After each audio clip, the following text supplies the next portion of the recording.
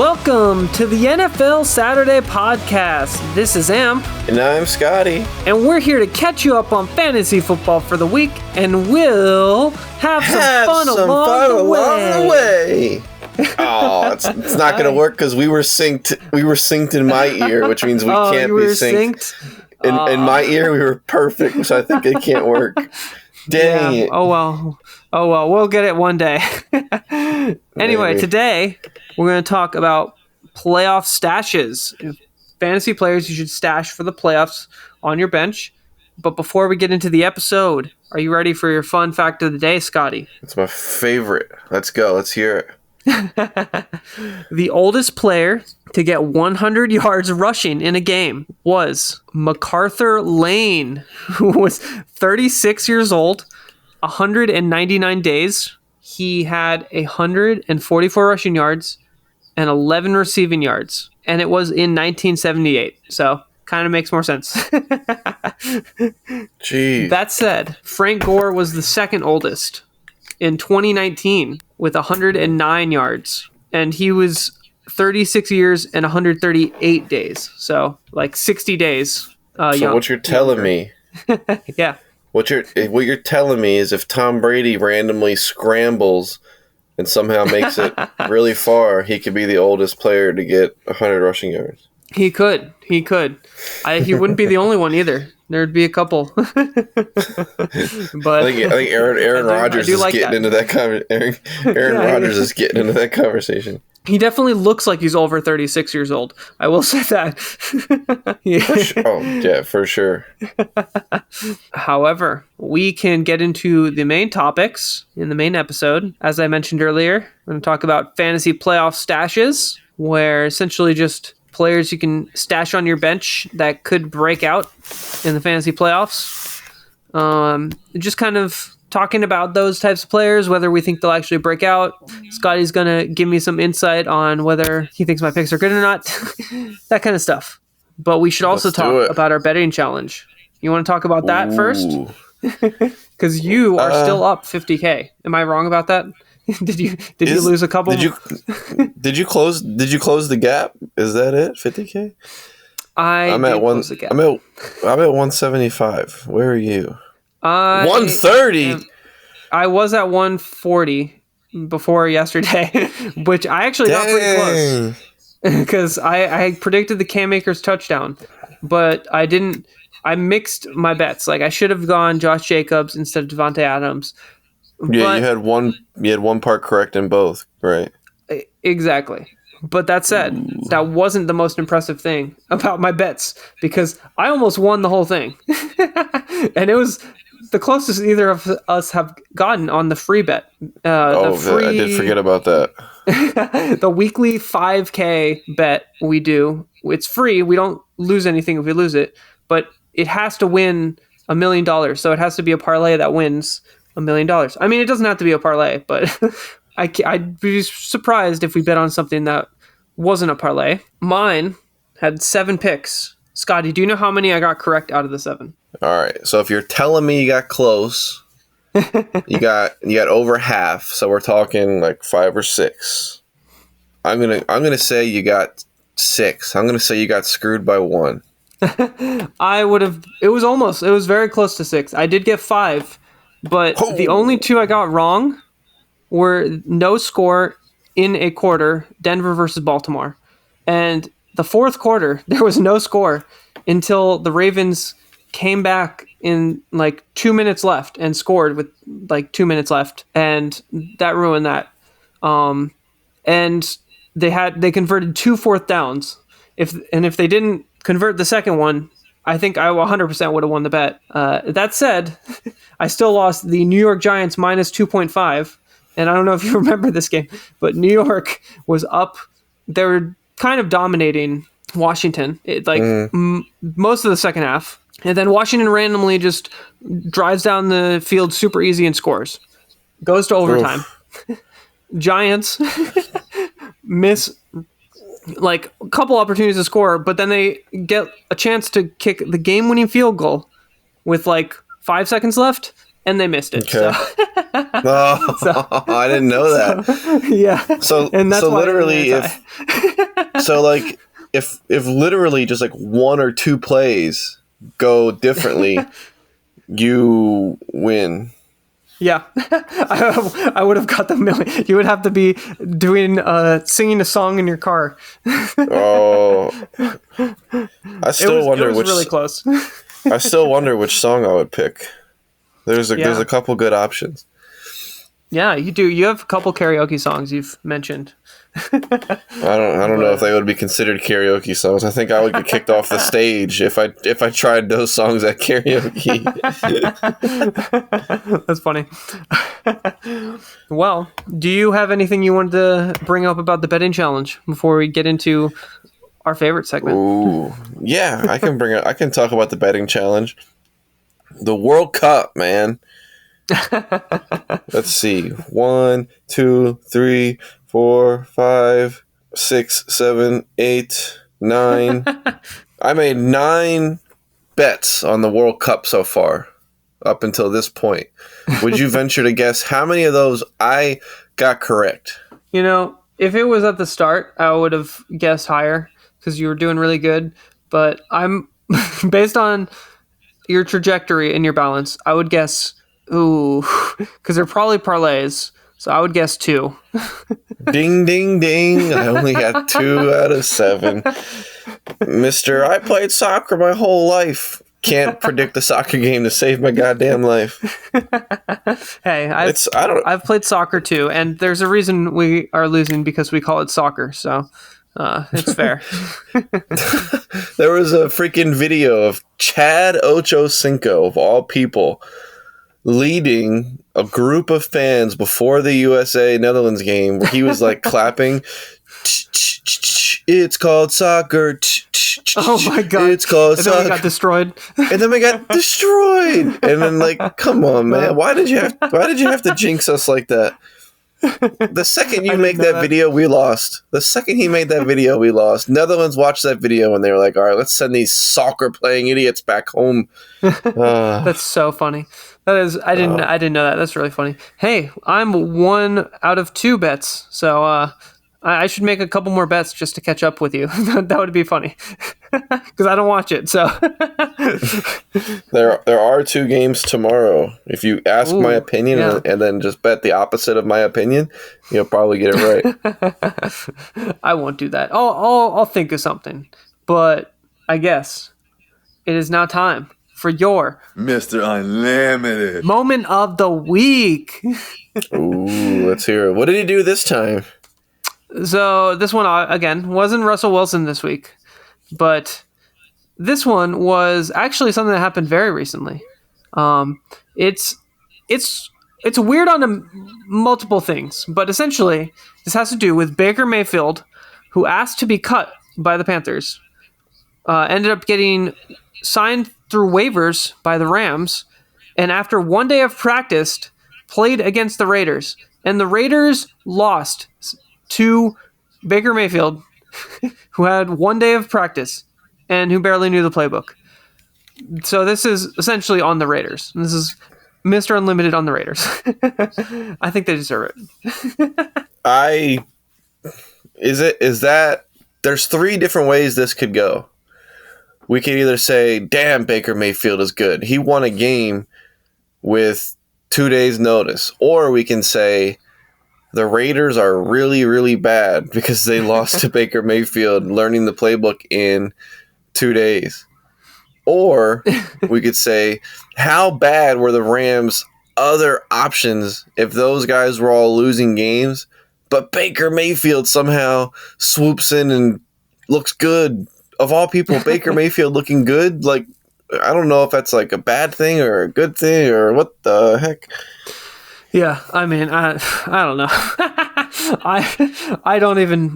I do have to add, though, that since they also lost to the Colts after Jeff Saturday was named coach, probably on the Raiders.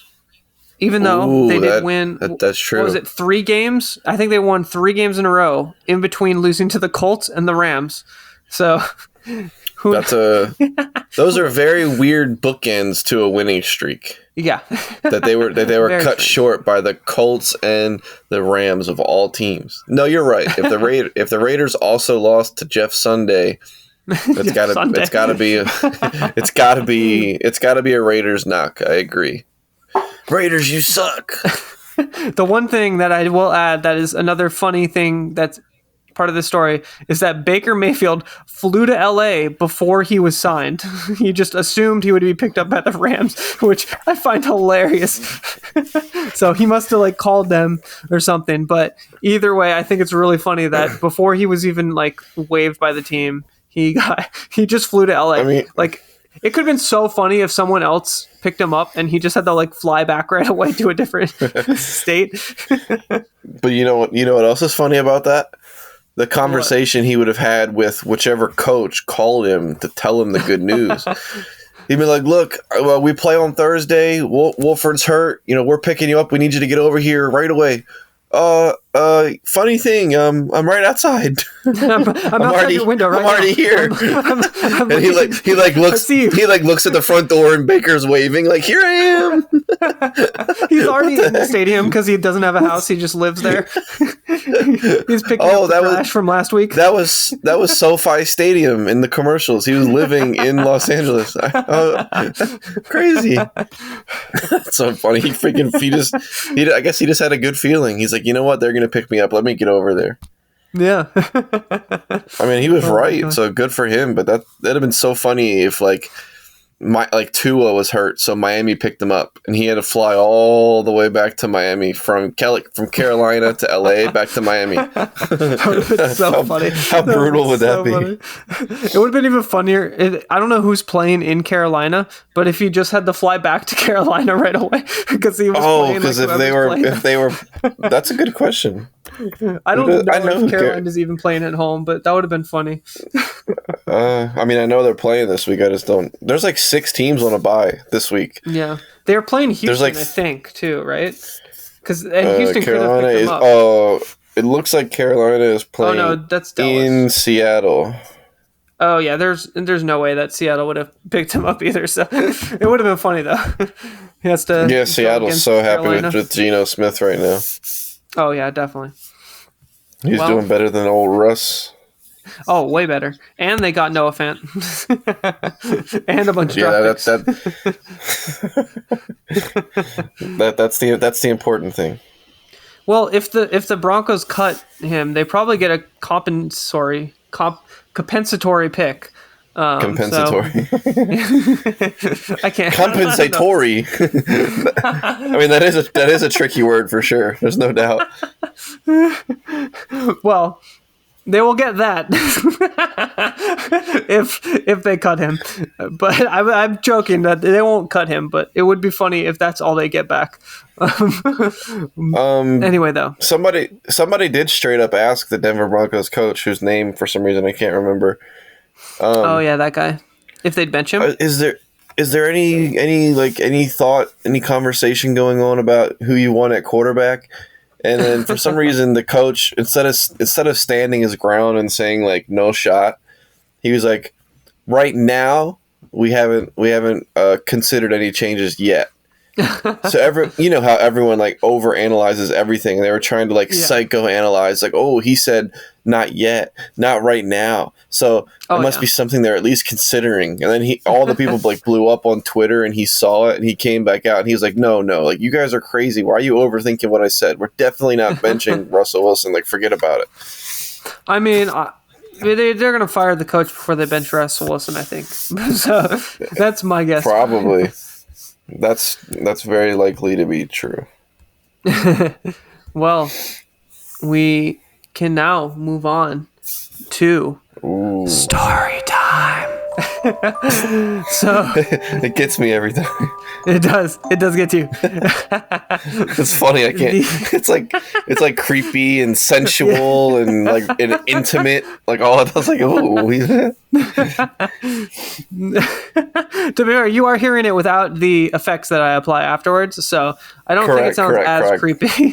For sure, it doesn't. It doesn't. It doesn't. You're right. But that's it. This is a tragedy in many ways, because I think this was the worst loss and the most heartbreaking loss I've ever had in fantasy football. I was projected to win by 50 points after the 10 a.m. games. By 50 points. And I was even projected to win by 30 still after once Sunday Night Football began.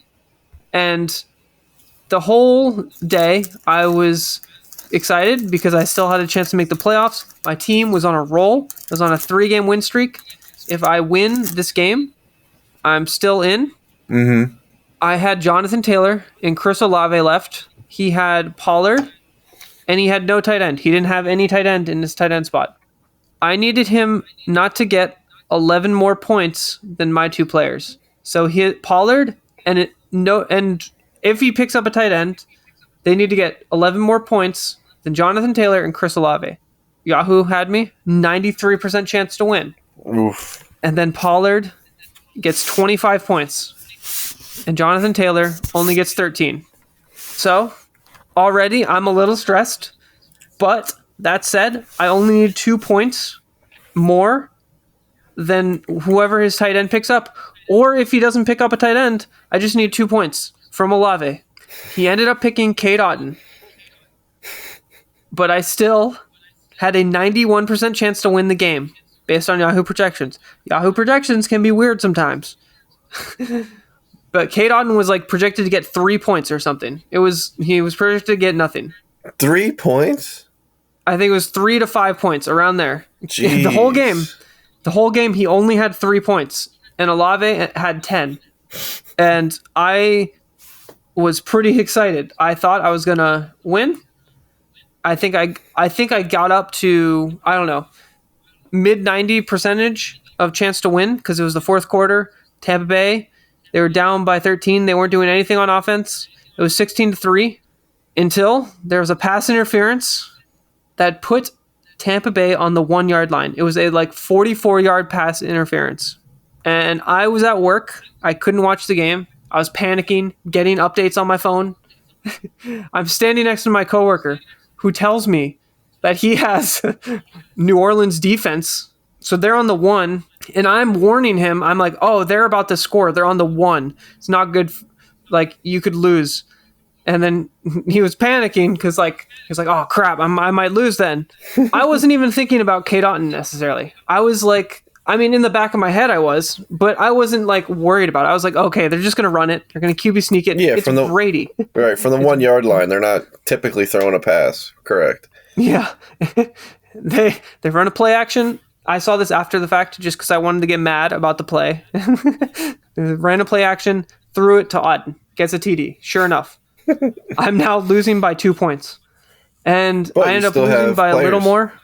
I do. I still had Olave, but the Saints were up by 6, and they were just trying to run the ball. They didn't do anything. It was terrible.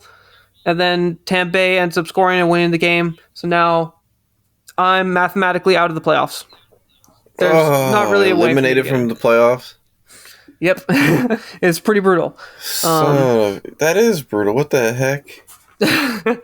And the Mark Ingram, I don't know if you saw this. I think you did, Scotty, but Mark Ingram ran out 1 yard short of a first down, which probably would have sealed the game, and also possibly stopped Tampa Bay from, I don't know, just getting a ridiculous touchdown and throwing to Cade Otton, because I was heartbroken, and I don't know. I really felt like I had a chance in this league, and my team was good. I was coming back. I started off really bad because Taylor was out a couple weeks. He wasn't doing well, but now he's back. Aaron Jones is back. Travis Kelce.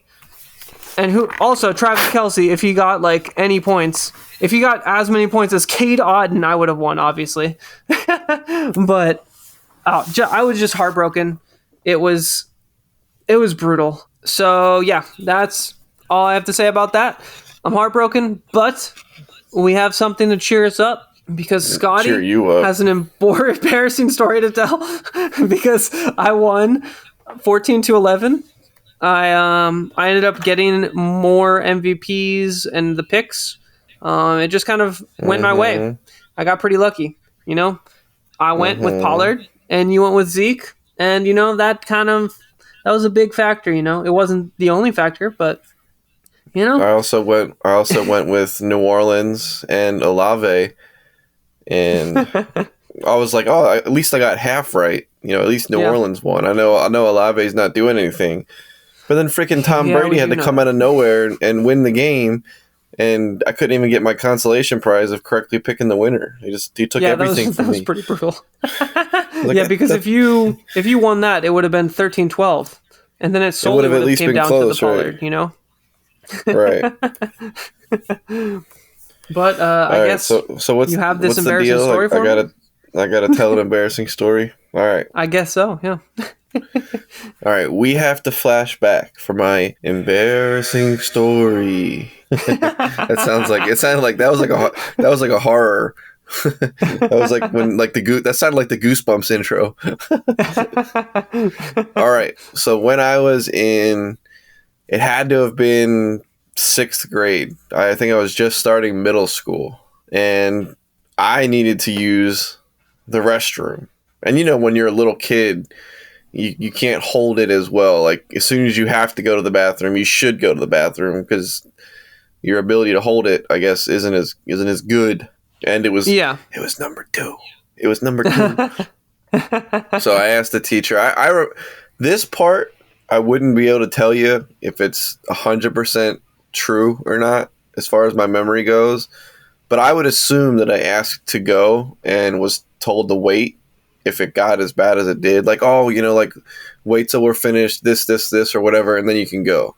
Yeah. So all I remember is by the time the teacher says, okay, you can go to the bathroom, I'm to the point where like I can't even take normal strides because I'm afraid, like if I stretch my legs apart, it'll, you know, I'm gonna go to the bathroom in my pants. Mm-hmm. So I remember I'm waddling, I'm holding my hand back there, waddle. I am so excited when I get to the bathroom, but I go to pull the door open. It's locked. No. There's a sign. Please use the bathroom in blank hall. I wouldn't remember what it was called, but I remember on the literal opposite side of the school. I know where it is. Literally the opposite side of the school. So I have to walk back past the classroom all the way in the opposite direction to get to this bathroom. Obviously, on my way there, I have an accident. I didn't make it to the bathroom. Oh no. So I go to the nurse's office. I don't go back to the classroom. I go to the nurse's office and tell her what happened. You know, you're just a little kid. They try to make you feel better. Oh no, accidents happen, blah, blah, blah. You know, they get me a change of clothes so the nurse hooked me up. Like she took care of my old clothes and she had new clothes that I can wear. But when I got back to the classroom, I had to explain why I was gone so long. So I told the teacher that I was in the nurse's office. She calls the nurse's office from the classroom phone to ask, like, basically, I guess maybe to corroborate my story. But then the worst part is she pulled. I remember this part because it literally affected like the next 3 years of my life, basically all through middle school. Oh man! Because she pulled me aside. I'm doing air quotes because she didn't really pull me aside. Like 1 foot. Like I stood up out of my desk and basically like she leaned in to whisper. Oh my gosh. And she literally says, I heard, you know, she told me that you went to the bathroom in your pants. Are you okay? And the whole class heard. Oh. So here's where it gets even worse. Because my name is Scott and it says Scott on the toilet paper.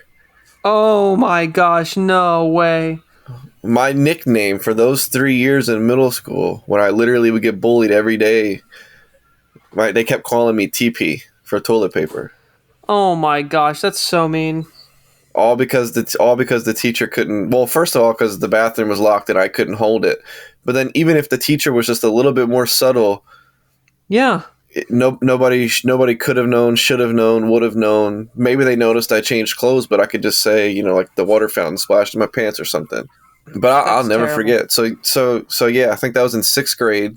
Probably old enough that I should have been able to hold it because you're like 12 at that time or something.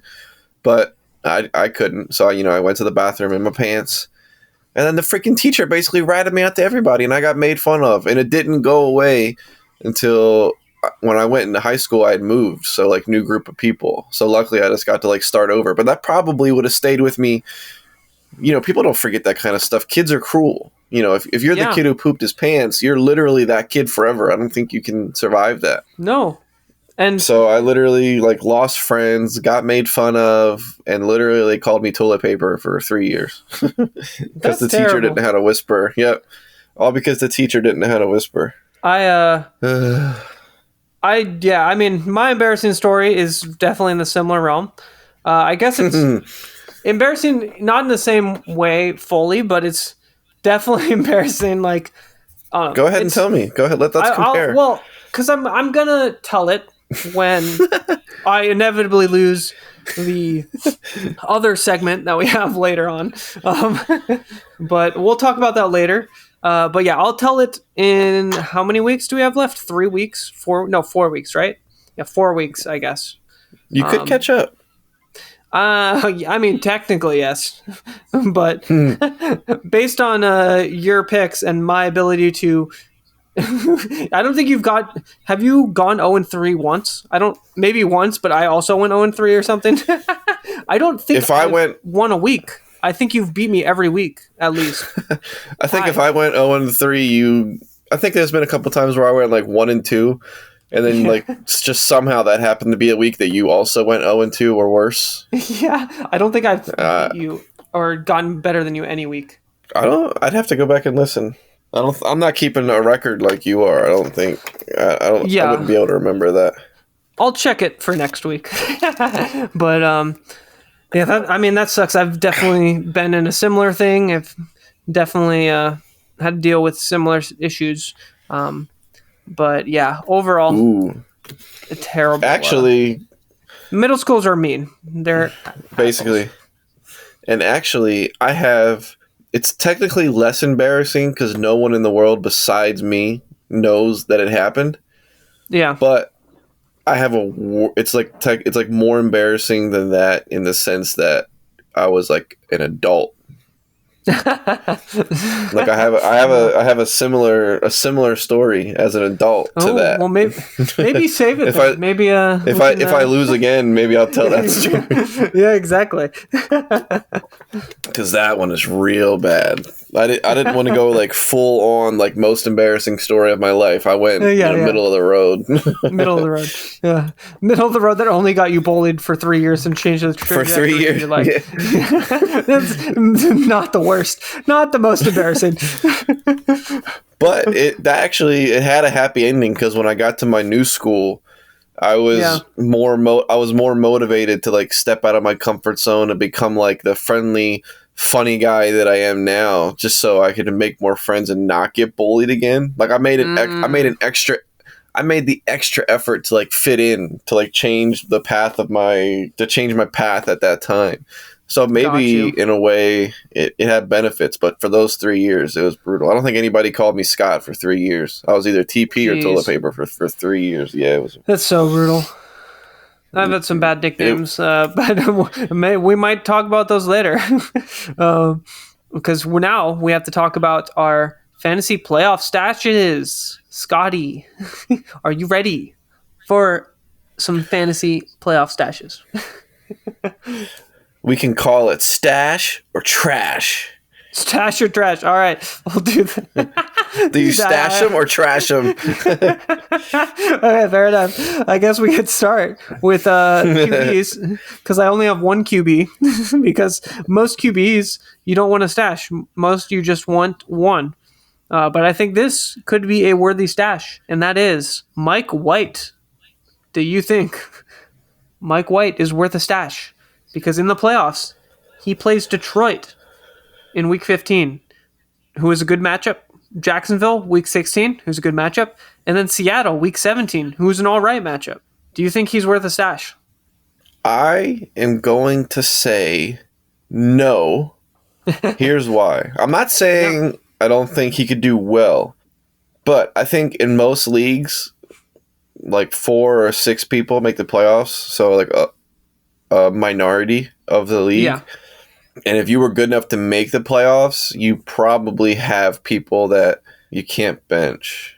But in our league, where we have 2 QBs and it's very deep, in our league specifically, he's definitely worth a look. He's done pretty well, right? Yeah, I mean, last week wasn't great, but because the matchups are so good, if he starts, would you start him over Dak Prescott when he plays the Eagles?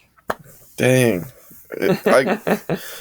If I was in a close projection, like it looked like if they projected me and my opponent would have like a similar score, I think I would have to trust Dak.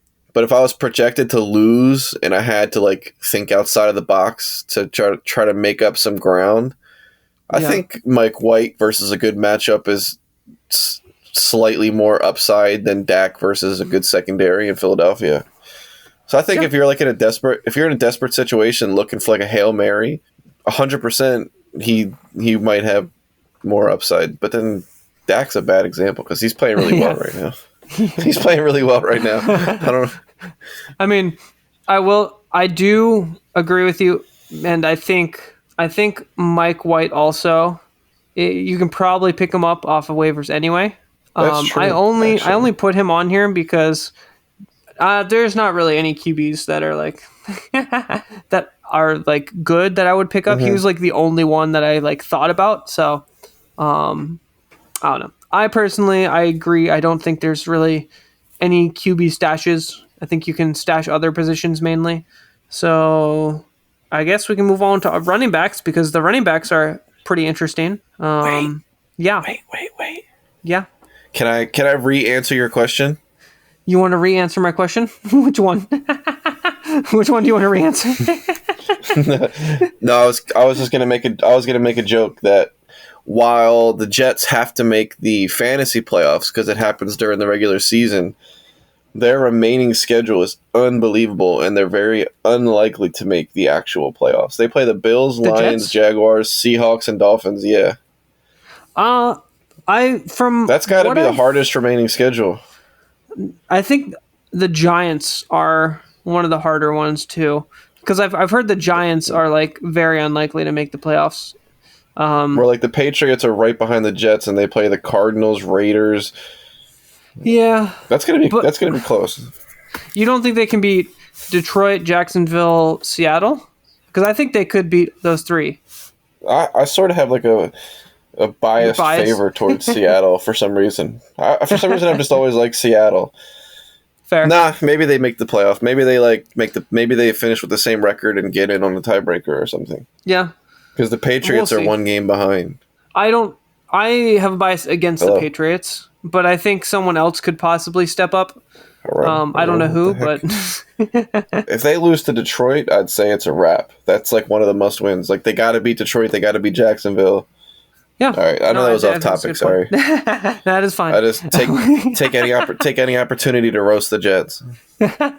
Fair enough. We can move into running back stashes, and I think these are going to be more interesting. Okay, let's hear it. Because I have Jerick McKinnon here / Isaiah Pacheco, but Isaiah Pacheco is more of like a start now because you can start him now, but he's not available in most leagues. So I'm putting Jerick McKinnon here because I think, one, the Chiefs have a very good playoff matchup because they play Houston week 15, Seattle week 16, and then week 17 Denver is not a good matchup, but it's really the first 2 weeks that you want to be good just so you get further in the playoffs and have a chance. So do you think McKinnon's worth the stash, like in case Pacheco gets injured or if he just gets more work? What do you think? Or is he a trash? Dang. I do like him. When I watch Kansas City, it's like every time he touches the ball, he seems like he can make a couple moves, make something happen. Yeah. But I would say that it seems like they're all in on Pacheco. He's getting like between like 18 and 25 touches in a game. Like so I don't know if even if they're like in a blowout situation, Yeah.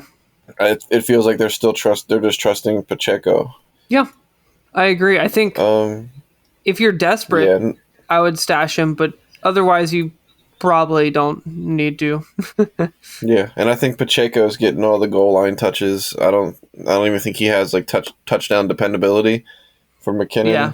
I would say yes, you could stash him and hope for an injury, but you would not play him if Pacheco is healthy. I don't think in any circumstances you couldn't possibly be that desperate. Yeah. No, Would you play him? I mean, yeah, not while Pacheco's healthy. That said, I would play him in my dynasty league, but I'm not going to be in the playoffs anyway, so it won't matter. Because my running backs are all hurt. I had all three of my starting running backs get injured, so I would in that scenario. But yeah, no, I agree. I would probably trash him.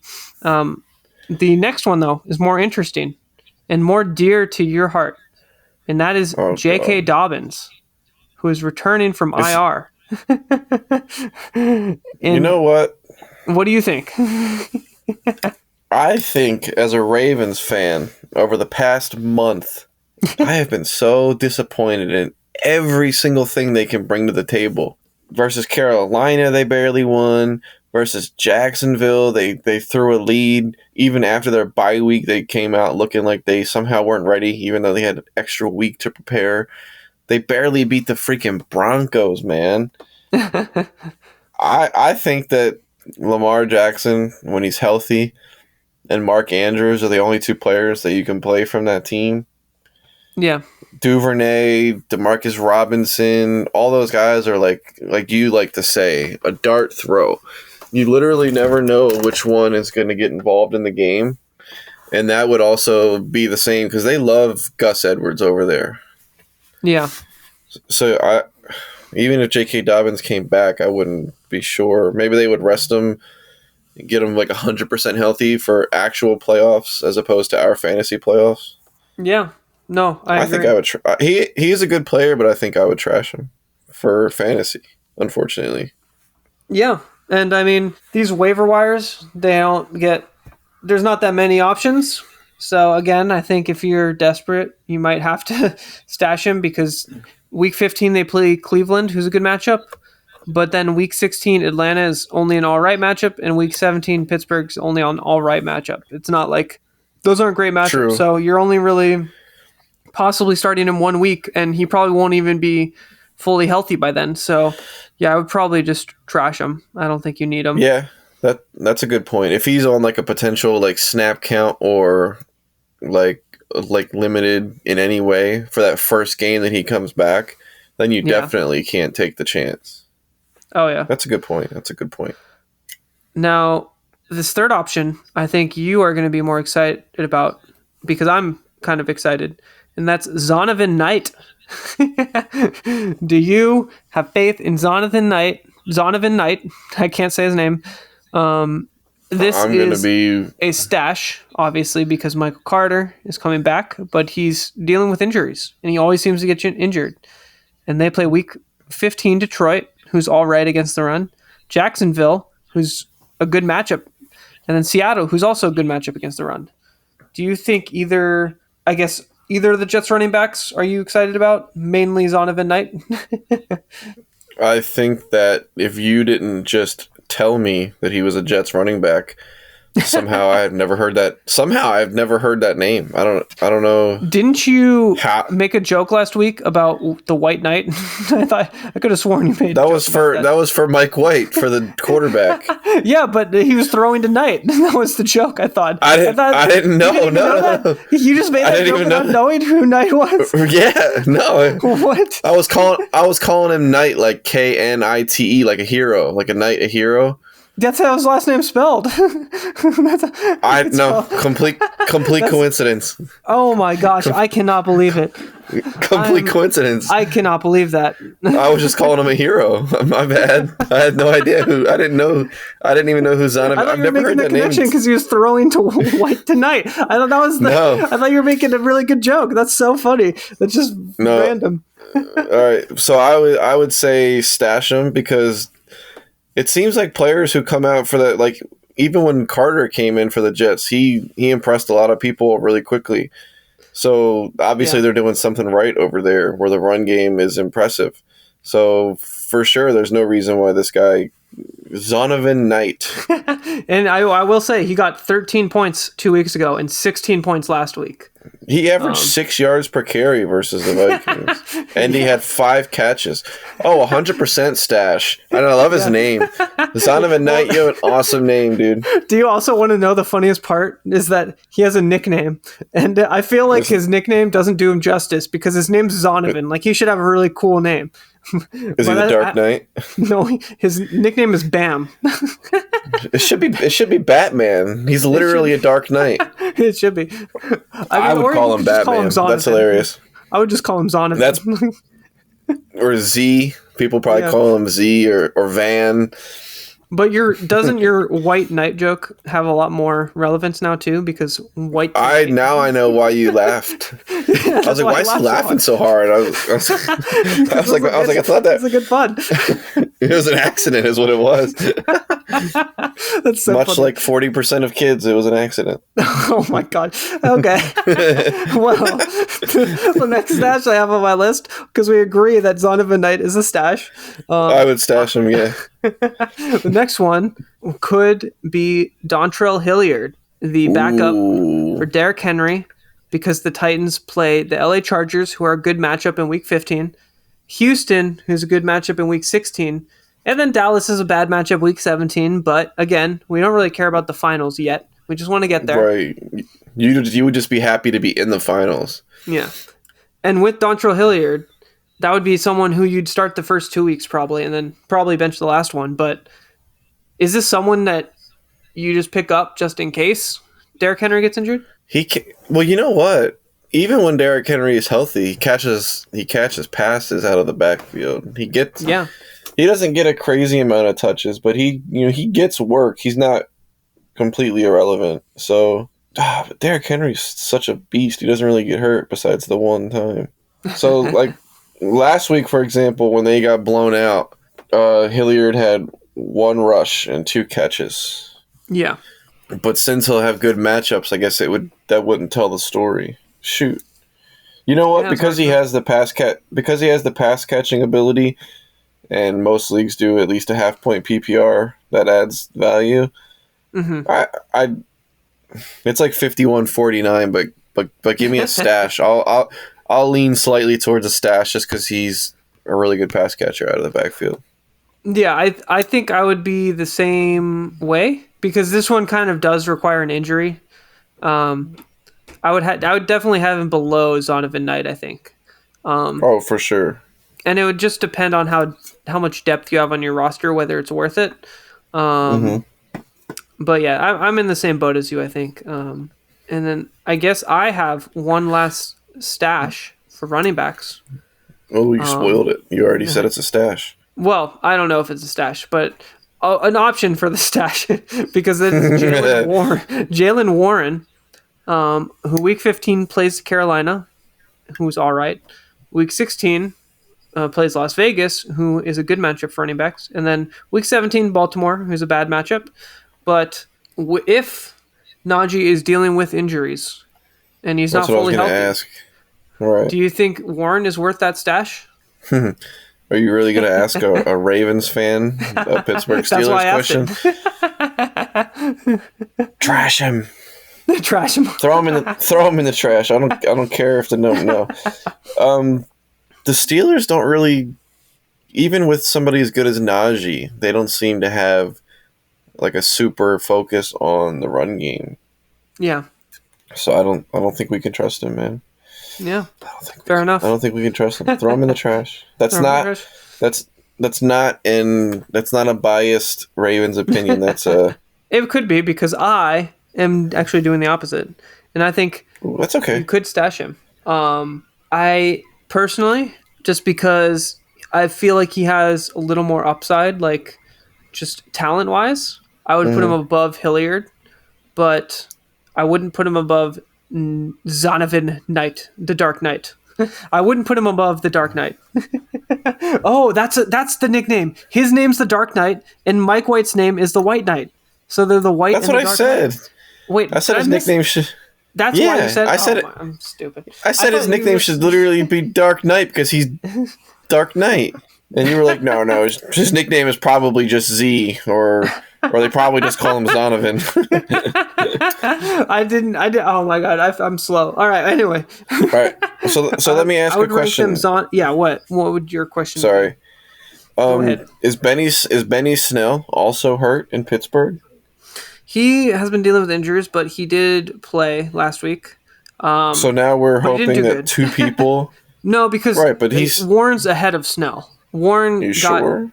yeah. Warren got injured Just but a then he ended couple up weeks playing. ago. The only just a reason couple Snell weeks was playing ago- was I thought Warren got injured. I could be wrong, but I don't know. A couple weeks ago, Snell and Harris were both in the game, and Snell had more carries. But maybe Najee Harris got hurt during the game. I don't know. I don't watch Steelers games. yeah, I guess that is a I fair mean, point. I already wouldn't stash him just because he's a Steeler. But if that's a 3-headed dragon, I definitely wouldn't go anywhere near it. No, that's fair. That's fair. I mean, I kind of agree with you. I think it is one of those risky ones, but yeah, I do agree with you. I don't think it's like a necessary stash. Mm-hmm. I mean, like I've stated previously, running backs are definitely hard to find. So depends on your lineup, what you're kind of looking for, who's available.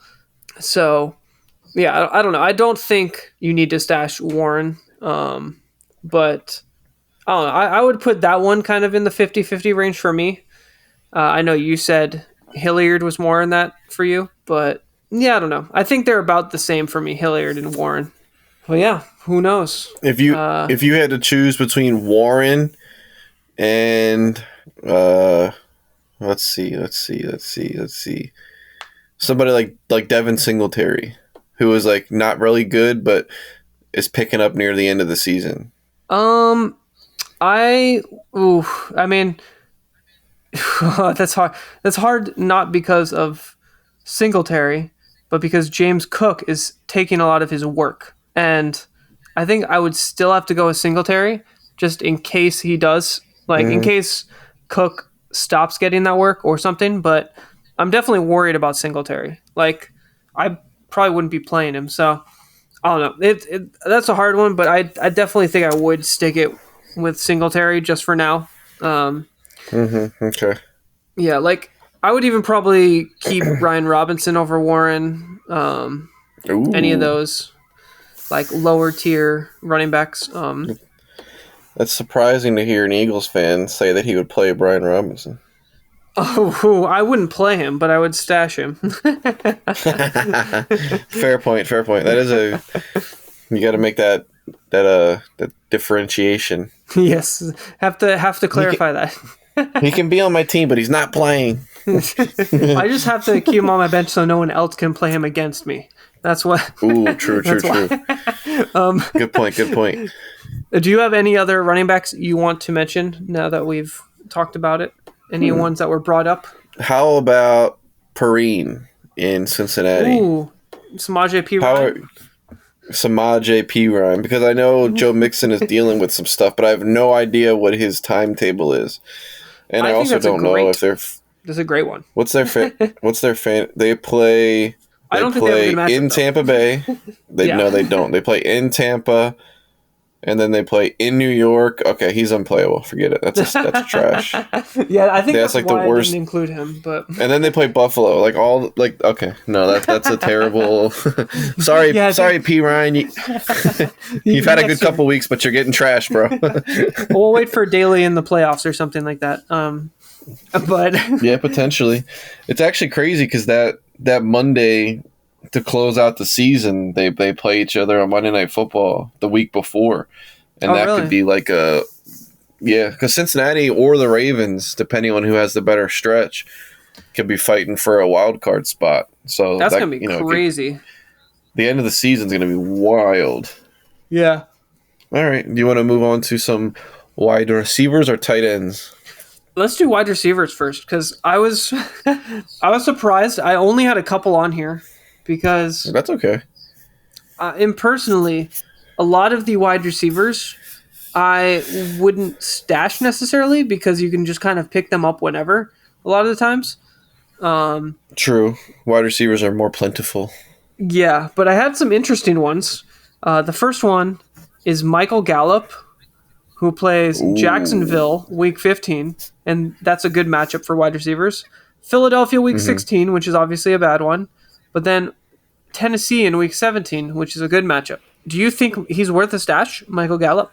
That for me is a yes immediately because Dallas they've been firing on all cylinders. I feel like, and it feels like, I mean, I could be wrong, but I think they like to get everybody involved, right? I mean, yeah, kind of like like them like giving, when they keeping Zeke Yeah, in when at they- the end of the game.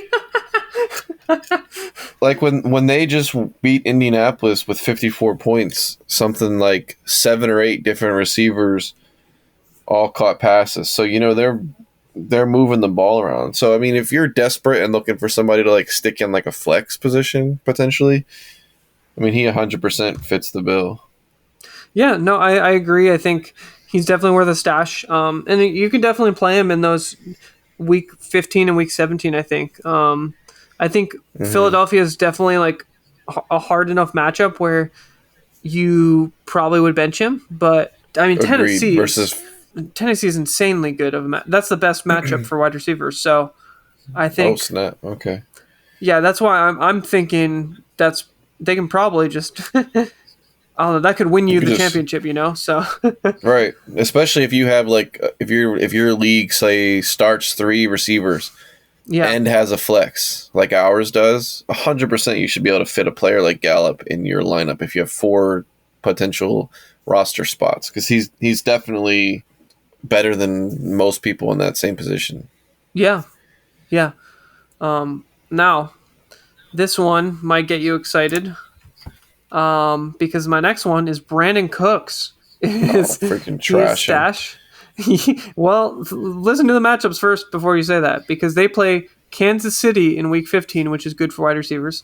Tennessee, which is the best matchup for wide receivers in week 16. And then in week 17, they play Jacksonville, which is a good matchup against wide receivers. So 3 really good matchups. Do you think Brandon Cooks is worth the stash? I'm gonna give you a very definitive hell no. As a Brandon Cooks owner, I can tell you, first of all, right now he's dealing with an injury and he's ruled out this week, so you have no idea if he'll even be healthy for playoffs, or we don't even know if it's a real injury and they just have turmoil within the team. Because a couple weeks ago, remember, he was a healthy scratch just for being a crybaby because he didn't get traded. We don't know if that's still lingering around. On top of that, they have Dameon Pierce, so they already just focus on the run game more. He's wildly inconsistent when he's healthy. I think if you made it to the playoffs in your fantasy, I would go as far to say it would be irresponsible to take a shot on him, because he's either going to get you like literally 0, but his ceiling is like 10 points. Like the most he's gotten me is like maybe 15 points. He's gotten over 15 points twice all year. And one of them was 15.2. So give me a no. Give me a no. I mean, Trash you him. make valid points, and I would agree with you.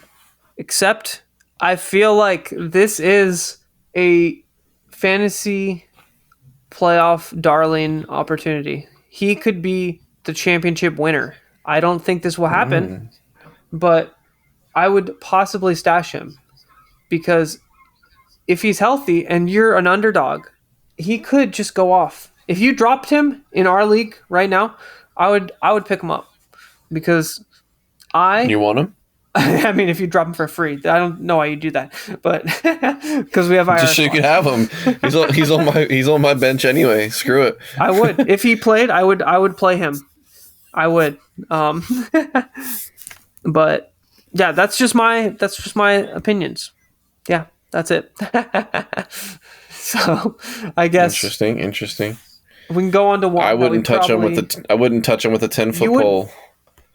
I wouldn't. I've been dealing. have been touching him on your bench, but I've been dealing with his disappointment and him letting me down all year. I can't take it anymore. You can't keep getting away with this. Fair enough. I understand your frustration. But the third pick, I think we might agree on, and that is Elijah Moore. Is Elijah Moore a stash? They play Detroit. You might actually, 15, who is a good matchup. Jacksonville week 16, who's a good matchup, and then Seattle week 17, which is a bad matchup. But the first 2 weeks are good.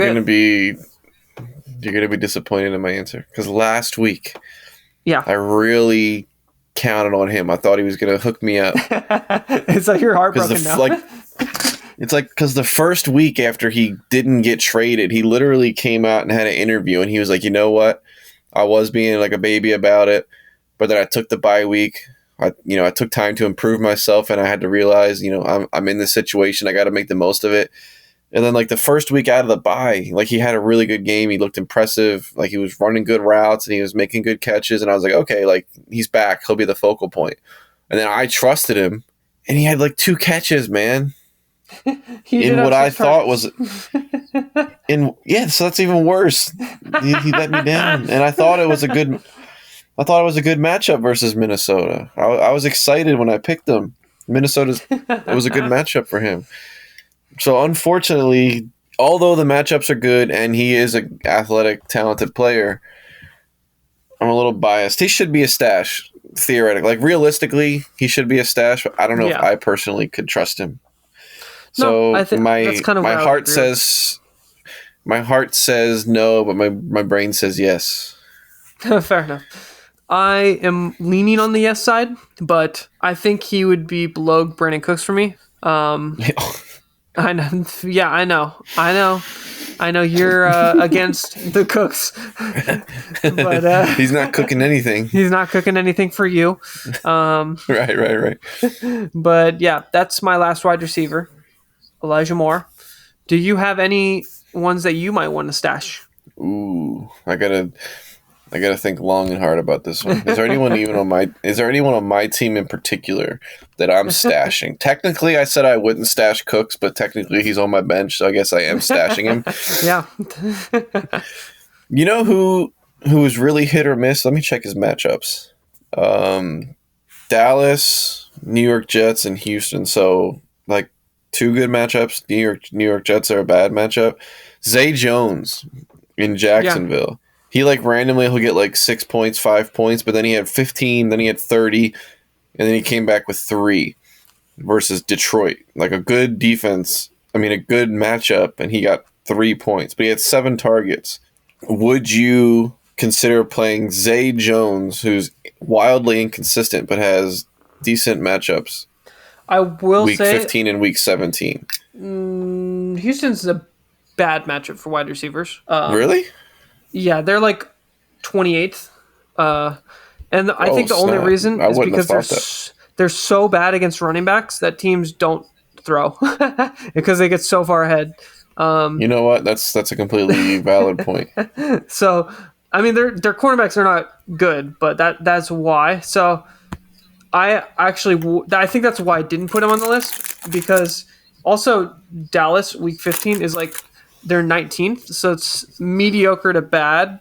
So it's slightly below average. So I definitely, I don't think I would play him any of the weeks, just because his only good games have been in good matchups or decent matchups. So yeah, I wouldn't trust him. Okay, fair point. I guess if he's already inconsistent, then having the bad matchup sort of seals the decision. Yeah, exactly. Well, I do have some interesting some interesting tight end picks now. You're gonna love these ones, Scotty. Kyle Pitts, Tyler Conklin.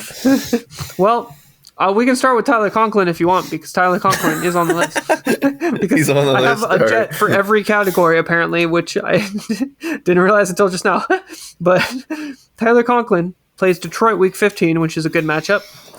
Jacksonville Week 16, which is an all right matchup. But then Seattle Week 17, which is a great matchup. Because two worst defenses to tight ends are Arizona and Seattle. So, would you stash Conklin possibly for the finals or for Week 15 and the finals? I think because we've already discussed that Elijah Moore is sort of on the outside looking in, Yeah. and the running backs Well, are for you. dealing with some injuries, Yeah. and the running backs are dealing with some injuries. That sort of opens the door for Conklin to have like a leading role. You know what I mean? So Yeah. give me a stash. I have Kelsey personally, so I wouldn't consider anybody. If you Yeah, have true. obviously, if you have Kelsey, Andrews, Hawkinson, if you have those guys, Kittle, you're not considering any of this. But if you don't have one of those top 4, top 5, 100% Conklin could be a start based on the dynamics of the team currently and the Yeah. matchup. I totally agree. I think, and he's been pretty solid this year. So if you aren't starting one of those top guys, I think this is a situation where you could play the matchups and get someone who has a good matchup Week 16, and then also have Tyler Conklin. So Tyler Conklin's good 15 and 17, and then you have someone who has a good Week 16 matchup. That's kind of what I'm thinking, at least. I So- would start based on the matchups and what's going on with the team. If I didn't have one of the top 5, he's a good option. That's a stash for sure. I really like that one. Cool. The next one is Greg Dulcich. Oh man, I'm not playing anybody from Denver in any situation. But hear me out. They play Arizona Week 15, who is a great matchup. And then I don't care about Week 16 or 17. I'm not playing him Week Come 16 or on. 17. But will you play him Week 15? We're talking about Russ Wilson and the coaches over there with the worst play calling in the world. Do you think that they have the wherewithal to even take advantage of a good matchup? Do you think they would even know that they have a good matchup? You know, that's a good point. I don't. If I made it to the fantasy playoffs, it certainly wasn't because of anybody from Denver. So I didn't trust them to get there. I wouldn't trust them to keep me there. Trash them. Get rid of them. Okay. So, speaking I don't think from my friend who has Greg Dulcich in their lineup also has Hunter Henry in their lineup, and my friend wants to know if they should play Hunter Henry or stash him for Week 15 against Las Vegas, who is a good matchup, 16 against Cincinnati, who's an all right matchup, and then 17 against Miami, who's a good matchup. So my friend is asking if they should start Hunter Henry or Greg Dulcich Week 15. Tell your friend to bench them both and pick up Taysom Hill. I don't know if Taysom Hill's available in my friend's league. I mean, Hunter Henry then. Okay. But all seriousness or jokes aside, do you think Hunter Henry is worth that stash? Because Las Vegas and Miami are not great matchups. They're just good. There was a couple weeks there where Hunter Henry gave me hope that he was going to do well. And then same thing as Elijah Moore. I jumped on the hype and then he disappeared. The hype went away. But if I had to choose between those two, it's a no-brainer Hunter Henry for me. Okay, cool. But I do understand your argument with the matchups. Yeah, and or at least the Week 15 matchup. I have been very good at choosing which tight end to start, which is why Kyle Pitts wasn't as painful to draft as it probably would have been, because I've picked, like, the 1 week Greg Dulcich has a good week, I'll put him in, and the 1 week Hunter Henry has a good week, I'll put him in. So it's like I've been very lucky with that. But yeah, that's definitely something I'll have to decide on because I'm definitely very worried, like you said, about Denver. I just don't. I don't think that they have it in them. They haven't proven to me that it matters who they're going up against. They just always score between like 7 and 16 points, no matter the good matchup, the bad matchup. It doesn't seem like they Yeah. know any better. Yeah, no, I agree. I guess we have an interesting one here, and you tell All right. me if you know who this is. Oh, Jesus. And that is That means the answer. That means the answer is no. Jaylani Woods. Do you know who Jaylani the- Woods is? All right, let me guess what team he plays for. I swear I don't know the name, but I'm gonna guess what team he plays for. Okay. Trying to think of who's facing injuries right now. And you're asking me about him. All right, is he Miami Dolphin? Incorrect. Do you want to Darn have it. another Who guess? does he play? No. There's 32 teams. I'll never get it. Who does he play for? He plays for Detroit the Colts. Lions. Oh, Plays for the Colts. He in week 12 had 8 catches for 98 yards. okay. What And did he do after that? Last week they played Dallas and got destroyed, but he still had 4 targets, 2 catches, and 28 yards. And now they have a bye week. It seems Is like he there's worth- potential there. Yeah, and I think he's a rookie, so there is that. But they play Minnesota, who's above average, week 15. The LA Chargers, week 16, which is above average. And then week 17, New York Giants, which is also above average. Dang, that's an interesting one because are the Colts just going to like potentially tank and go for draft picks at this point? Can we trust that they're even going to be playing regularly? What do you think? Oh, no. I mean, I think that's a good point. But I also think since he's a rookie, that they could try to get him more work Ooh, just to see how he You're does. absolutely right. They want to see what they have. Yeah. I think All this right, is like that- desperation stash, though. Like, this is like That none of these players are available. that point that you just made that they might want to see what he's capable of. That sways me. That'll know Awesome. what? Stash him in there. Maybe week 15 he looks really good, and then week 16 you're like, then you can decide to sneak him in your lineup, I guess. Yeah, I wish we got one more week. Like, I wish he didn't have a bye this week so we could see one more week. But it's really been like the last 2 games. That's the only ones he's even really played a role, you know? So it's very like fresh. So I'm definitely on the same boat of stashing. Now, my last tight end is someone that I'm almost certain you don't know of. But I do have them in Dynasty. They've been exciting to watch. Okay. And that is Chigoziem Okonkwo. Have you heard of this player? Come on. You think I haven't heard that name? No, I am familiar with Chigoziem. Sorry if we're probably brutalizing that name. Tennessee Titan guy, right? Yes. Yeah, the rookie. I mean, I'm gonna look up his thing real quick. I've heard of him, but I don't know how he's performing. It looks like he's getting slightly better from week to week. Targets are going up, receptions are going up from week to week. Yeah, and But I will say his the playoff matchups matchups are aren't like- great. They look like It's they're like in the middle of all the road. Yeah, Right. except Dallas, who's a bad matchup week 17. But Right, but again, if you made Yeah. it that far, you might have better options. yeah, and the only reason I have him on this list is because he's like, essentially he's been an explosive rookie. And Treylon Burks, if he is injured, Okonkwo could get more targets. Burks got rocked last week, dude. Yeah.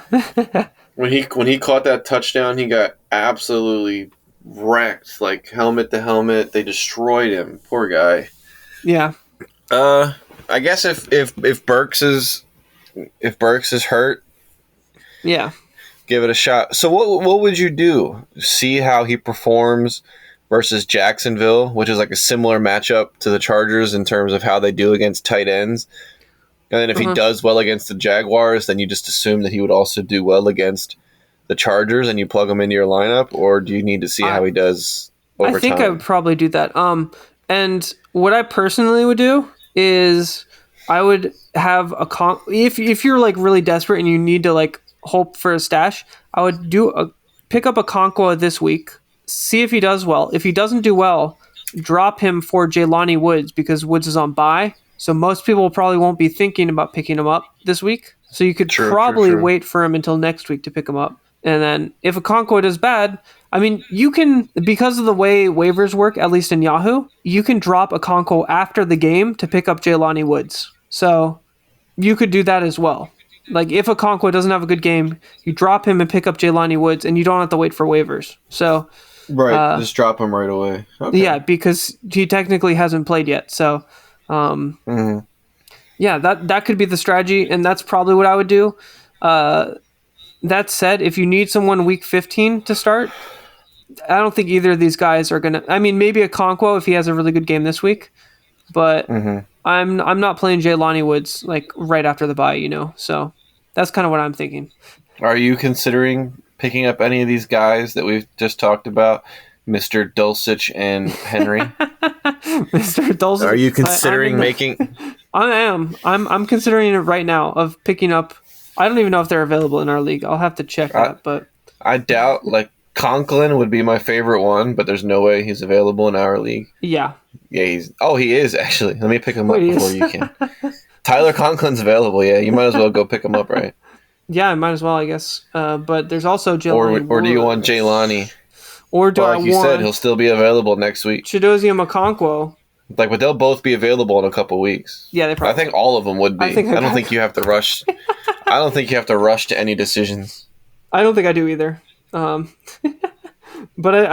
I might pick up Conklin because I think Conklin is probably the best option right now. I don't know. I'm in the desperation land of tight ends. I might wait until everyone plays because we don't have waivers in our league. It's a little strange, but it's I don't know. It gets competitive because there's different strategies you can do. So I might just do that. But anyway, I guess we can go to Ask Anissa, where I ask my wife Anissa a fantasy football question, and she knows nothing about football. So, Anissa, which player should people stash? Jerick McKinnon, Michael Gallup, or Greg Dulcich? Michael Gallup for Michael sure. Gallup? Yeah. All right. Gallup Stash. and get him. Now let's play What's Your Prop? Where we pick 3 prop bets for the other person who will pick a side. We will keep track of our records and then be publicly punished on the show at the end of the year. Last week, Scotty went 2-1 and I went 1-2. So Scotty is 14-10 and I am 9-15. Woof. Want me to take a week off so you can catch up? I think you'll need to take more than that off. But I'll take my bye week right now. You can whatever you get right. That's how much you catch up. oh gosh, no, we have to keep the fun. I've already. I know you are. The way you've been reversing the picks. Last week you flipped your picks and you went 1-1, so it didn't even change anything. Didn't matter. Right. Didn't matter. But this week I have studied the film. I have looked at the tapes. I have gone through our records, and I have the perfect picks for you. I have found your kryptonite. Are you ready to be 0-3? Stumped. You are going to be stumped. You think I'm going to go 0-3? Is that empty trash talk, or do you really believe it? For the sake of the show, I will not answer that question. All right. So do you want to go last since yours are stumpy, or do you want to go first? Yeah. Are you excited to Are you excited to tell me? I'll go first. I'm excited to tell you. All right, my first one. Over. James Cook, 29. Son of a gun. 29.7 rushing yards. James Cook. Who got? Where did he got traded to? What, Indianapolis? James Cook is the rookie who plays for Buffalo. I thought he got traded. Nope. That was Zach Moss. Oh yeah, that's right. That's Zach Moss. That's who I'm thinking of. No, not Zach Moss. This is James Cook, Dalvin Cook's cousin. I think it's Okay. cousin. I All know right, he's ask me related the to question Dalvin again. Cook. James Cook. You definitely already stumped me because I didn't even remember who the fudge he was. I figured your kryptonite. 29.7 rushing yards. All right, I'm not cheating. I just want to at least. I can't remember who Buffalo is playing. They're playing the Jets. Oh, give me the under. Under? Give me the under. James Cook under 29.7 rushing yards. All right. 29.7. Is that his number? Like 97? No, I just put it there for no reason. What is your All right. first pick for me? All right. First pick. I'm gonna go with one that I know you hate answering Oh no, because it's your player, Senor AJ Brown, I always get these wrong. playing in New York. Lately, he's been popping off. He just came off of his revenge game. He's on a heater. He's feeling good. The ego is a little inflated. Over or under 7.5 catches.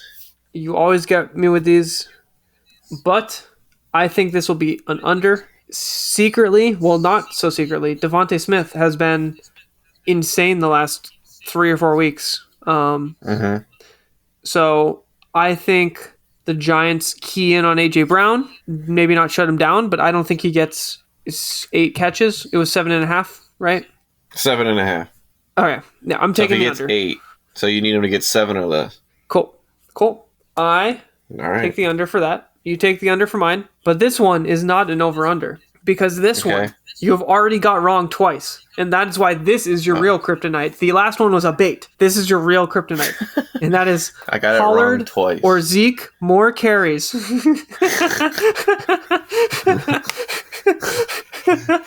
Son of a gun.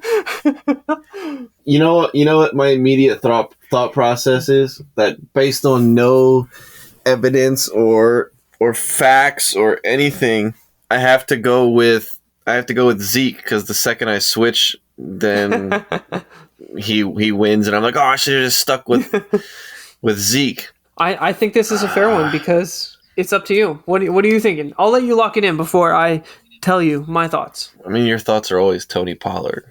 I know you're hot on him because Zeke is getting a little older. He doesn't look the same after his injury. Still, he's kind of just hanging in there. It's another one of those games where they might be really far ahead, so Tony Pollard comes out. But then last week when they were really far ahead, Zeke was the one to come out because Pollard was the lead up until that point. It's like a really backward situation. Damn it. Give me Zeke. I hate it, but give me Zeke. Well, I actually was going to agree with you this week because I think since they're playing the Texans, Cowboys get up early. Pollard gets a couple touchdowns. Who's the one on the bench? He gets put on the bench because they don't want him to get hurt. And then they put Zeke in because they're like, don't if care he gets about it. hurt, will you just play Pollard more? So it's fine. So, all jokes aside, it was really funny last week when they did play Zeke when they were clearly already destroying and didn't need to play him. So I thought that was hilarious. And you won I did win. on our betting challenge because of that. Because for Yep. some reason, when the game was over, they were like, you know what? Let's protect Pollard and let's put Zeke out there. And then you won off of that. Like, how backwards is that? It was so funny. I couldn't I believe made a it. joke about it too. I made a joke about it before it happened, and it actually did happen. You did. You were like, They have to rest Pollard now. And then they actually did. It was so brutal. And I know you were probably just trolling because you wanted to like manifest the win. You did, right? And then you said you think Zeke will stay in the game so Pollard doesn't get hurt, and then it actually happened. I couldn't. Yep. Brutal. It was Give me Zeke. All right, taking Zeke. What is your Hope for the second pick? blowout, and they bench Pollard. All right, fair enough. Oh, brutal. All right. My second prop for you is Purdy versus the old Tampa Bay Buccaneers. Will Purdy have a touchdown pass? Oh my gosh. Just one touchdown pass. You know what? At home versus Tampa Bay. I don't know. Tell me. I think he will. I think this is a risky one, but I think he'll get all. And throwing counts, right? It's not running or. Yeah. Oh no, not throwing any counts. It's only throwing. No. I'm asking you. Oh, it's Will only throwing. I'm saying, will he have any passing touchdowns? Basically, yes or no. I think I got to go yes. I All right. personally think Debo's going to get shut down because they're going to shut down the short game, and he's going to have to throw it a little bit downfield, maybe like 10 yards instead of 5. Like Ayuk or Kittle kind of situation. Ayuk or Kittle. Yeah. So that I'm Or going to say yes. McCaffrey out of the backfield. Yeah. McCaffrey out of the backfield is the biggest threat, but Yeah. I'm still going to be curious to see that game for sure. Yeah, definitely. Well, I guess we can We're move ready on for your last one. to my last one, which is All right, let's hear it. a much more exciting player, very fast Yeah, player, Tyreek Hill. that Does- dude is a cheetah. He get 8.5 receptions. Is that the same exact number I gave you when I picked Tyreek like 5 weeks ago? I think I asked you literally the same question.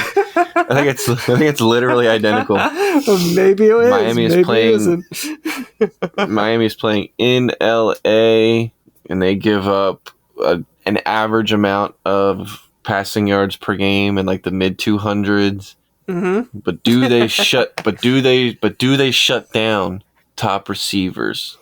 Devontae Adams had 8 catches last week versus them a couple weeks ago. Yeah, but Tyreek Hill needs But we're not talking about- 5.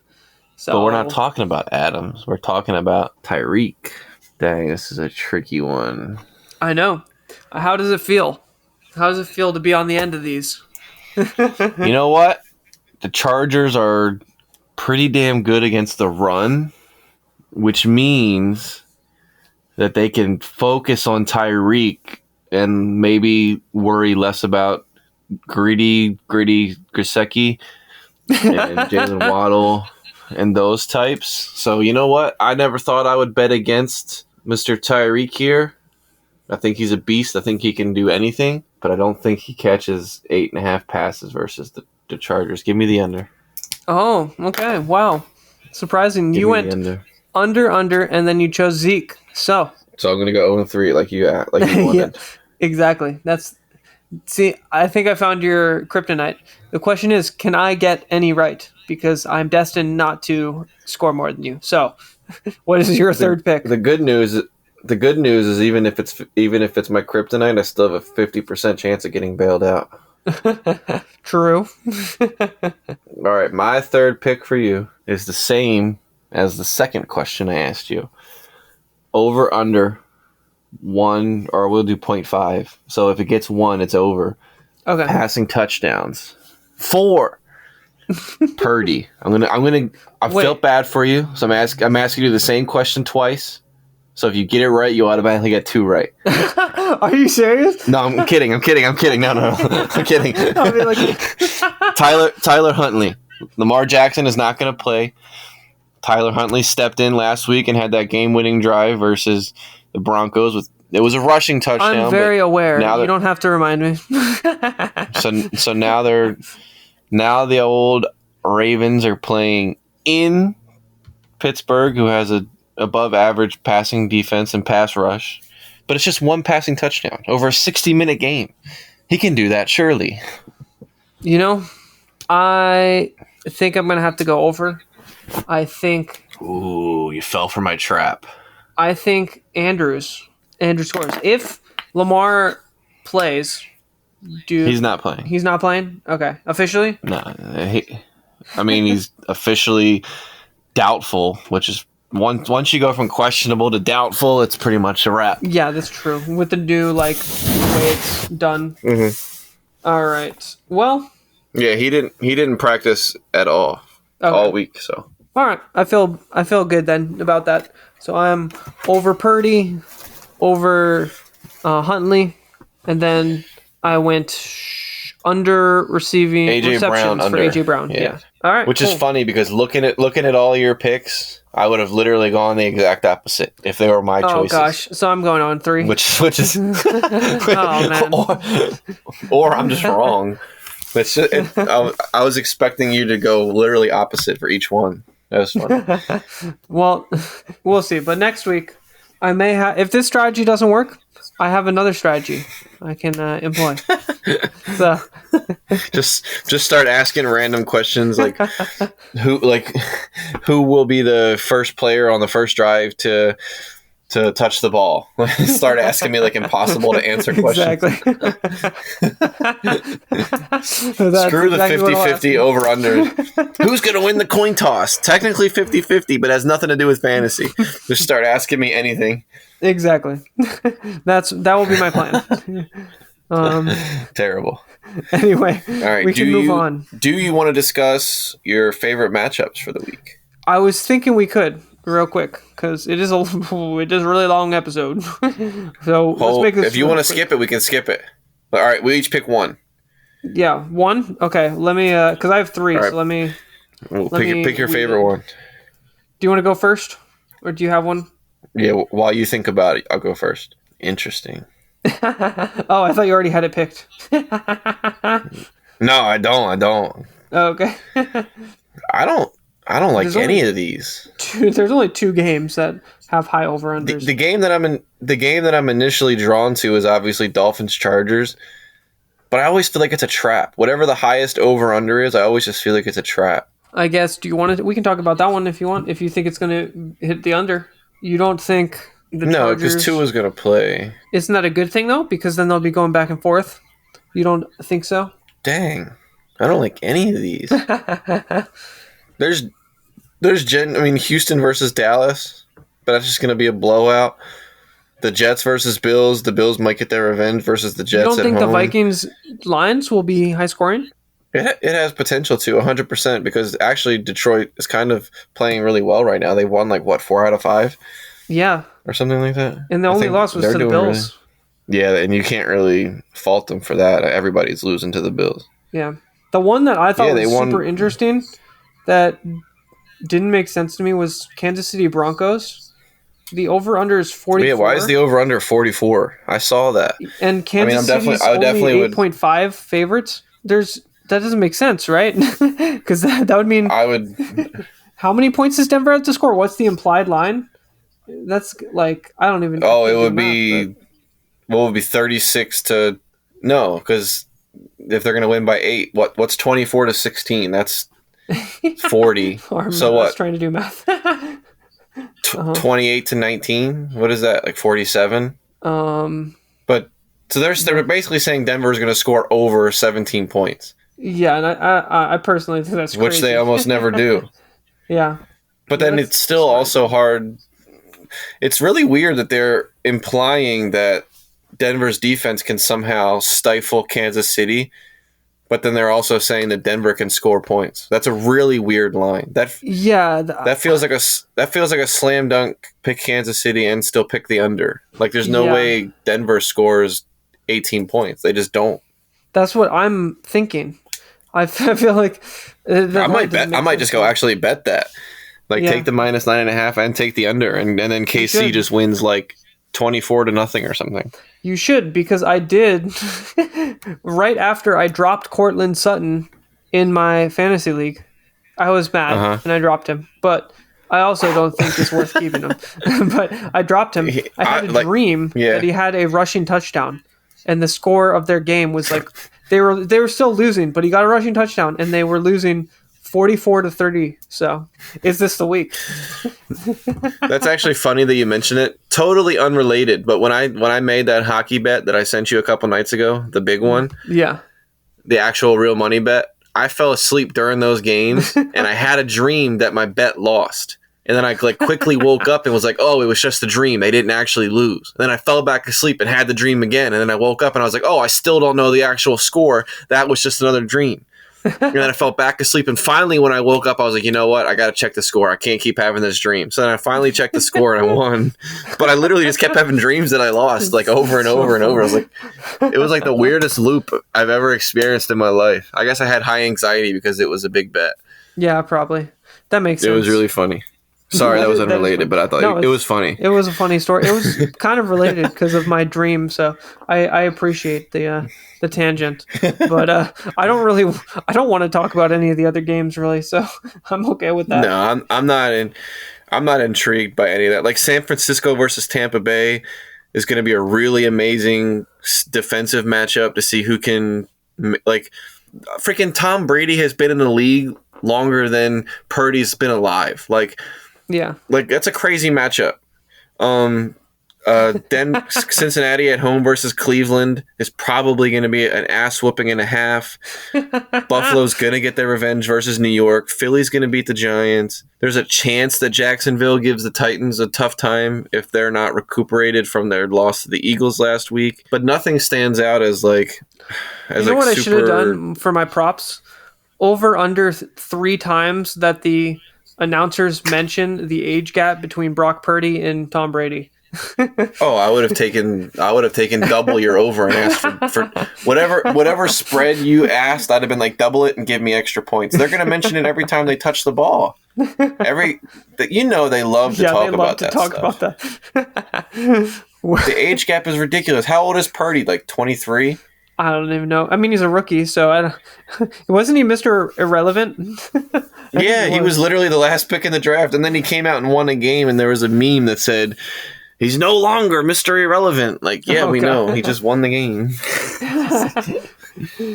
Well, I guess since we don't really feel like talking about any of these matchups, we can end the episode, right, Scotty? No! It is time for Rule or Drool,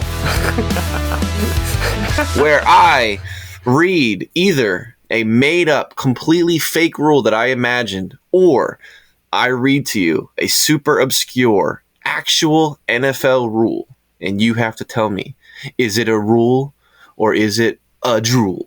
Are you ready? I am ready. All right. I put a lot of thought into this one, so let me get through it. This week, the rule is centered around an offensive false start. There is a rule, a very little known rule, where if the center snaps the ball to the quarterback and without touching the quarterback, it goes directly through his legs on any down, on any play at any time, the quarterback has to be the first person to touch the ball after it goes through his legs. If any other offensive player touches the ball, or defensive player, actually, now that I remember, sorry. If anybody besides the quarterback touches the ball, it is ruled a false start. It wouldn't be a recovery for a loss. It wouldn't be a turnover. It's a false start. The play is ruled a false start. There's a 5-yard penalty, and they replay the down. You know? Is that a rule or is that a drool? I think the part that throws me off about this is that if the defense recovers it, I know, because the false start, I don't think you can decline either. And also, I don't know if this is made up. You said you thought a lot about this, which would be a really funny way of accidentally giving the fact that it was a fake rule. So I'm going to go with drool. Well, are you ready to know if you were right or wrong? Yes, I am. That is a real rule. That doesn't make sense, though. I could have sworn I've seen... I mean, does it... So, because I've seen it hit the quarterback's hands. It's very and then specific. go in between there. Okay. It cannot hit his hands. That is so weird. If the ball is directly snapped from the center and it touches no part of the quarterback, just goes directly through his legs, only through his legs. If it goes off to the side like it's a bad snap, it doesn't apply. So they literally can review it. So if it goes through his legs without touching his hands or his leg or his foot or whatever, he literally can just ignore it and let anybody go pick it up, and the weird. play is over. And yes, it applies if the defense recovers it. It is not a turnover, which is crazy to me. I could not believe this rule when I was looking it up. Yeah, no, This is a real rule, and it's unbelievable. I think the funniest part about this whole challenge is that I haven't made up a rule yet. and I don't know if you're ever going to be able to, because I'm probably just going to keep picking that it's a fake rule until you do make one up. So the mind game went into it last week when you made the comment. Like, but now it's gotten to a point where you have the mind game is too much. Like you have to pick rule eventually. You can't just be always a rule. but then it goes, because then it mind games you as well. Like, you have to eventually think, like, maybe he's just going to keep telling me crazy rules, and he knows that I'm just going to keep guessing fake rules because he eventually has to make one up. But what if he never does? Well, I just got to pick rule, and then that'll be the time that I made, because I've made up like 3 in my mind. I have like a couple on deck, but I'm just riding the mind games right now. No, I think last week I think you knew the answer and you let me win. But I didn't let you win, all right? I just thought the wording and the verbiage didn't sound like a real rule. Yeah, because I didn't use those big fancy words. You rewrote the rule. I will just. And this week, I definitely tried to throw you off a little bit with I put a lot of thought into it. I obviously slipped that in there intentionally. Was the defensive player too, because I didn't think that would be a false start if they fell on the ball.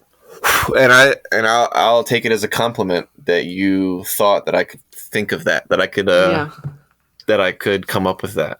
It was, it was clever. I mean, I just thought it was a stupid rule too, so I was like, this has to be fake. This is such a dumb rule. Oh, so it wasn't a compliment. You just thought I made up a stupid rule. Thanks. I just said I'll take it as a compliment, and you were like, no, it's an insult. It's an insult. Don't take it as...